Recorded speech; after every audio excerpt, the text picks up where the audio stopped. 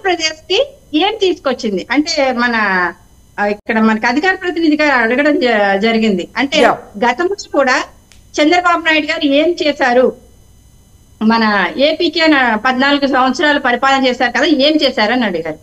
ఆయన అవినీతి చేశారనేసి ఆయన్ని కేసుల్లో పెట్టడం, జైల్లో చంద్రబాబు నాయుడు గారిని నిర్బంధించడం, ఇవన్నీ ప్రజలకు తెలుసు. అంటే ఎంత కక్షపూరితమైనటువంటి వ్యవహార శైలిలో వైసీపీ పార్టీ ఉందో మనం అర్థం చేసుకోవచ్చు.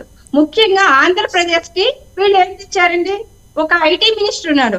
ఐటీ మినిస్టర్ కోడిగుడ్ల గురించి మాట్లాడతాడు, మామిడి తాండ్ర గురించి మాట్లాడతాడు, మాట్లాడతాడు. ఇలాంటి అవసరమా? తెలంగాణలో చెప్తానండి చంద్రశేఖర్ గారు, టెన్షన్ పడకండి, నేను చెప్తానండి. ఆవిడ చెప్తానండి, టైం ఉంటే నేను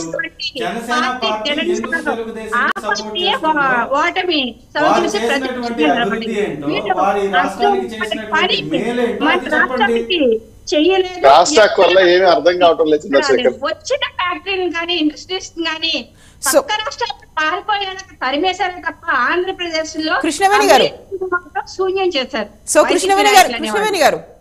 కృష్ణవేణి గారు చంద్రశేఖర్ గారు మిమ్మల్ని ఒక పాయింట్ అడుగుతున్నారు, ఒక క్వశ్చన్ వేస్తున్నారు. వైఎస్ఆర్ కాంగ్రెస్ పార్టీ మీద విమర్శలు చేయడం, వైఎస్ఆర్ పార్టీని గద్దెదించడం కోసం మీరు ప్రయత్నం చేస్తున్నారు. అది మీ విధానం చెప్పుకున్నారు, సంతోషం. ప్రతిపక్షంలో ఉన్నారు కాబట్టి మీరు అదే పని చేస్తారు. గతంలో కూడా చంద్రబాబు నాయుడిని మోయడం కోసం మీరు పోటీ చేయలేదు. అది ఎందుకు చేశారో మీరు ప్రజలకు ఆల్రెడీ చెప్పారు. ఆయన చాలా అనుభవం ఉన్నటువంటి నాయకుడు. ఈ రాష్ట్రం అభివృద్ధి పదంలో ముందుకు వెళ్ళాలి అంటే ఆయన్ని సీఎంగా చేసేటటువంటి ఆలోచన వలన ఈ రాష్ట్రం అభివృద్ధిలోకి ముందుకు వెళ్తుందని మీరు చెప్పారు. ఎస్, ప్రజలు కూడా నమ్మారు. మీకు ప్రభుత్వం ఏర్పాటు చేసేటటువంటి అవకాశం ఇచ్చారు. ప్రభుత్వంలో మీరు కూడా భాగస్వామి, వెనక నుండి ముందు నుండి అన్ని వైపుల నుండి మీరు సపోర్ట్ చేశారు. ఆ యొక్క కాలంలో 2014 నుంచి 19 వరకు ఈ రాష్ట్రానికి చేసినటువంటి ఒక మంచి ఘనకార్యం ఏంటో మీరు చెప్పాలి. రెండవది, వైఎస్ఆర్ కాంగ్రెస్ పార్టీ విమర్శలు చేస్తున్నటువంటి మీరు వారి పరిపాలనకి మా పరిపాలనకి ఏ విషయంలో అయినా పోలిక పొంతన ఉన్నటువంటి ఒక్క పని గాని మీరు ప్రయత్నం గాని వాటికి నేను ఆన్సర్ చేస్తాను. నా క్వశ్చన్ కూడా వాళ్ళు ఆన్సర్ చేయండి. జనసేన వారి తర్వాత మీరు కూడా చెప్పండి. జనసేన వారికి ఇవాళ స్టార్ట్ చేస్తున్నారు. ఒక్క నిమిషం. ఇవాళ ఏపీ రాష్ట్రంలో విద్యా వ్యవస్థ విద్యా వ్యవస్థ మీద కానీ వైద్య వ్యవస్థ మీద కానీ ఓవర్లాప్ అవుతుందండి. కృష్ణవేణి గారు ఒక క్షణం అండి. చీకటి ఒప్పందాలు చేసుకుంటే దాన్ని మా అధ్యక్షుడు పవన్ కళ్యాణ్ గారు ఎలా దీక్ష చేసి విశాఖ ఉక్కుని కాపాడి దాన్ని నిలబెట్టారో దానికోసం ఇప్పటికీ ఎలాంటి పోరాటం చేస్తున్నారో అందరికీ తెలుసు. మీరు పవన్ కళ్యాణ్ గారు కాపాడుతున్నారు. ప్రభుత్వంలో ఉందా, కేంద్ర ప్రభుత్వం దగ్గర నుంచి ఏమన్నా హామీ తీసుకొచ్చా? ఏ విధంగా రాజకీయాల శాశ్వతమైన ఒక క్షణం కృష్ణవేణి గారు హోల్డ్ లో ఉండండి. మీరు కాస్త శ్రీనివాస్ గారు ఒక్క నిమిషం అండి, ఒక్క నిమిషం. చంద్రశేఖర్ గారు ఒక్క నిమిషం, నేను మీకు కూడా చెప్తాను. ఒక్క నిమిషం ఉండండి, ఒక్క మాట ఆగండి. ఒక్క మాట ఆగండి. మా కృష్ణవేణి గారు మీరు కాసేపు ఆగండి. కృష్ణవేణి గారు I will come back to you. Krishnaveni గారు నేను మీ దగ్గరికి మళ్ళీ వస్తాను. అది ప్రజల కోసం చేయలేనట్ట అంటే జగన్మోహన్ రెడ్డి గారు. కృష్ణవేణి గారు కాసేపు హోల్డ్ లో ఉండండి. శ్రీనివాస్ గారిది ఒక సబ్మిషన్ ఉంది. శ్రీనివాస్ గారు చిన్న సబ్మిషన్ ఏంటంటే, చంద్రశేఖర్ గారు వాళ్ళ పార్టీ వాయిస్ వినిపించుకోవాలి. మన శ్రీవాణి గారు కూడా వాళ్ళ పార్టీ వాయిస్ వినిపించుకోవాలి. మీరు చెప్తున్న క్లాష్ వాయిస్ వల్ల చంద్రశేఖర్ గారు చెప్పేది నాకు అర్థం కావట్లేదు, శ్రీవాణి గారు చెప్పేది నాకు అర్థం కాదు. దయచేసి మీ టైంలో మీరు మాట్లాడితే ప్రజలకి కమ్యూనికేట్ అవుతుంది మీరు చెప్పే విషయం. ఇప్పుడు చంద్రశేఖర్ గారు ఎంటర్ అవుతున్నారు, ఇవి చెప్పేది అర్థం కావట్లేదు, ఆయన చెప్పేది అర్థం కావట్లేదు. దయచేసి ఈ చిన్న టెక్నికల్ వాయిస్ కూడా జనసేన కృష్ణవేణి గారే వినిపిస్తున్నట్టున్నారు. ఇప్పుడు కృష్ణవేణి గారు తెలుగుదేశం పార్టీకి సపోర్ట్ చేయడంలో మాకు ఎలాంటి అభ్యంతరం లేదు. జనసేన పార్టీ వారి పొత్తులో ఉండడంలో ఎలాంటి అభ్యంతరం లేదు. వారిని 100% వారి యొక్క వాదనను వారు వినిపించుకోవాలి. జిఎస్డిపిలో ఈ రోజు ఏపీ రాష్ట్రం నంబర్ 1 లో ఉంది. తెలుగుదేశం పార్టీ హయాంలో 22వ స్థానంలో ఉంది. మరి నంబర్ 1 స్థానంలో ఉన్నటువంటి వైఎస్ఆర్ కాంగ్రెస్ పార్టీ మీద విమర్శలు చేసే మీరు 22వ స్థానంలో ఉన్నటువంటి పార్టీని ఏ విధంగా మోస్తారు? రెండవది పర్ క్యాపిటల్ 17వ స్థానంలో మీ ప్రభుత్వంలో ఉంటే ఇవాళ 9వ స్థానంలో ఉంది. డెబిట్ గ్రోత్ మీరు 169% ని పెంచారు. ఇవాళ ఇచ్చిన అప్పులు 58% తగ్గుతున్నటువంటి పరిస్థితి. ఇండస్ట్రియల్ గ్రోత్ మెయిన్ కదా, రాష్ట్రానికి industrial growth main. Industrial growth లో ఈ రోజు 3వ స్థానంలో ఉంది మా ప్రభుత్వ హయాంలో. ఆ రోజు 22వ స్థానంలో ఉంది. ఇవాళ అగ్రికల్చర్ గ్రోత్ 6వ స్థానంలో రాష్ట్రం ఉంది. అప్పుడు 27వ స్థానంలో ఉంది. ఏ విధంగా మీకు అభివృద్ధి కనపడుతుంది? వ్యవసాయ రంగంలో 27వ స్థానం, ఇండస్ట్రియల్ గ్రోత్ లో 22వ స్థానం, జిఎస్డిపిలో చెప్పండి ఒకసారి. ఒక్క నిమిషం, ఆన్సర్ ఇవ్వడానికి రెడీగా ఉన్నారు చంద్రశేఖర్ గారు. అంటే వ్యవసాయ కాసు లెక్కలమ్మా, తప్పుడు లెక్కలు. నా లెక్కలు నేను ఒప్పుకోను. చెప్పే లెక్కలు కాదు అవన్నీ, తప్పుడు లెక్కలు చెప్తున్నారు ఆయన. అది కరెక్ట్ గా నేను నా లెక్కలు చెప్తానండి. నా లెక్కలు చెప్తానండి. చంద్రశేఖర్ గారు ఒక్క నిమిషం అయితే మీరు అడిగిన క్వశ్చన్ ఆన్సర్ చేయడంతో పాటు మిమ్మల్ని కూడా 2 క్వశ్చన్లు వేస్తారు. జనసేన వారిని చేయమనండి, జనసేన వారిని ఫస్ట్ చేయమనండి. ఈ రాష్ట్రానికి బట్ లెక్కలు చెప్పిన లెక్కలకు సంబంధించినటువంటి డీటెయిల్స్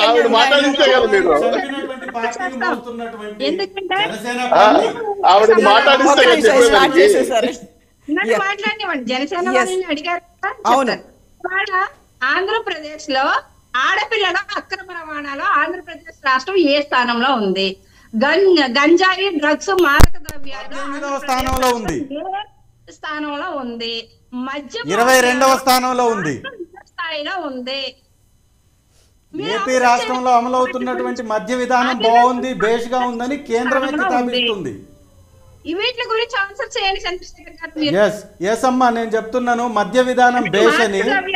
కానీ గంజాయి, డ్రగ్స్ గురించి కానీ ఆంధ్రప్రదేశ్ మూలాల నుంచే ఆడియో ప్రాబ్లం వచ్చిందండి. ఆడియో మ్యూట్ అయినట్టుంది. కృష్ణవేణి గారు, మీ ఆడియో మ్యూట్ లో ఉంది. కృష్ణవేణి గారు ఏం వినిపించట్లేదు. సో శ్రీనివాస్ గారు మీరు కంటిన్యూ చేయొచ్చండి. మంచి క్వశ్చన్ వేశారండి కవిత గారు. ఇప్పుడు జగన్మోహన్ రెడ్డి గారి పరిపాలన 4 సంవత్సరాల 7 నెలలు అయింది కదా. ఈ 4 సంవత్సరాల 7 నెలలలో వీళ్ళు ఇచ్చిన హామీలు 87% లబ్ధి, 98% సంక్షేమం, 100% అభివృద్ధి. 3 క్వశ్చన్లమ్మా. ఎక్కడైనా సరే 29 రాష్ట్రాల్లో కృష్ణవేణి గారు మీరు కాసేపు హోల్డ్ లో ఉండండి. ఇంతసేపు మీ ఆడియో మ్యూట్ లో వచ్చింది. శ్రీనివాస్ గారు మాట్లాడుతున్నారు. కృష్ణవేణి గారు శ్రీనివాస్ గారు మాట్లాడుతున్నారు ఇప్పుడు. ఇప్పుడు ఏంటంటే కృష్ణవేణి గారు మీ వాయిస్ పోయింది, అందువల్ల ఆపారు, అందువల్ల నేను మాట్లాడుతున్నాను. రెండో విషయం ఏంటంటే 3 క్వశ్చన్లలో ప్రధానంగా రాజధాని ఎక్కడుంది? 29 రాష్ట్రాల్లో మాకు రాజధాని లేదు. ఆంధ్ర రాష్ట్రానికి రాజధాని లేని రాష్ట్రం. నేర ప్రభుత్వంలో నెంబర్ 1 స్థానంలో ఉంది. నిరుద్యోగంలో బొత్స సత్యనారాయణ గారు చెప్పారు, మళ్ళీ రిపీట్ చేస్తాం, నెంబర్ స్థానంలో ఉంది. అప్పుల్లో నెంబర్ 1 స్థానంలో ఉంది. పిల్లల ట్రాకింగ్ లో నెంబర్ 1 స్థానంలో ఉన్నాం. మహిళల ట్రాకింగ్ లో నెంబర్ 1 స్థానంలో ఉన్నాం. రైతుల ఆత్మహత్యలో నెంబర్